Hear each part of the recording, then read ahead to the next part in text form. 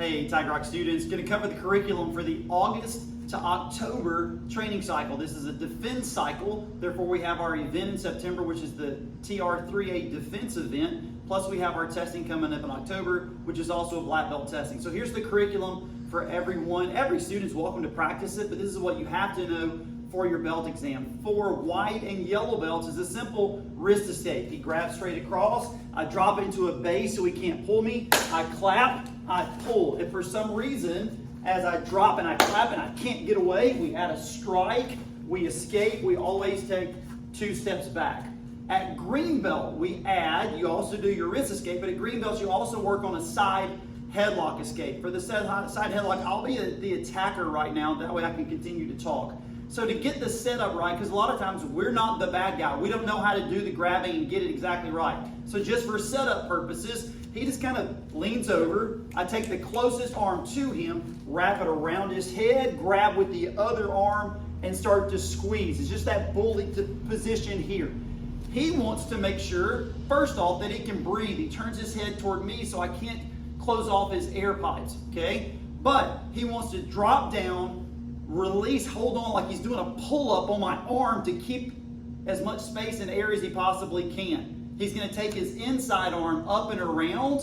He's going to pull to try to separate and pull my head, which makes me go this way as he pulls my arm across. If he can't get that loose, real-world non-compliant situation, he's striking, he's stomping, whatever it takes to get away. So again, for classroom purposes, grab, he pulls down, his inside arm comes up, he pushes and pulls and goes out. That creates enough separation. If it didn't, he's able to use that, try to go, but then he starts striking, whatever he's got to do to start making that happen. Green belts add that.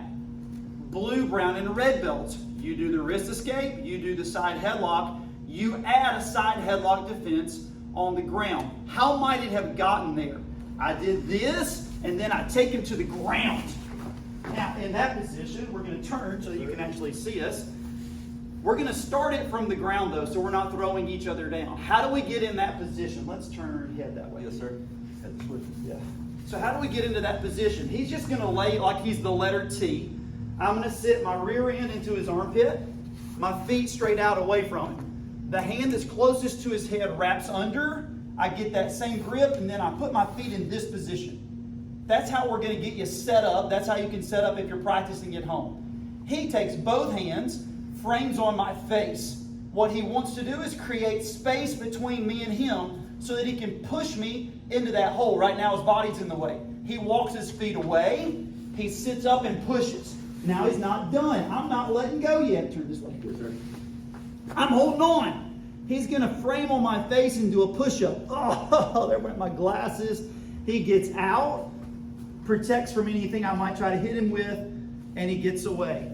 So that's the additional for blue, brown, and reds. Black belts, you do the wrist escape, standing headlock, ground headlock, and then you're also going to work, and we're not going to necessarily demonstrate this, but it's the concept of in close fighting. So you're up against the bar, hands-only sparring, and you're just working on being able to protect, spin out, get away, and strike. And we'll talk about that and cover that more in specific black belt training for our black belts. Hope that helps. Excited about this training cycle. Wrist escape, standing side headlock, on the ground side headlock, and then for our black belts, adding in close, hands-only sparring in a close, tight quarter situation. Have fun training.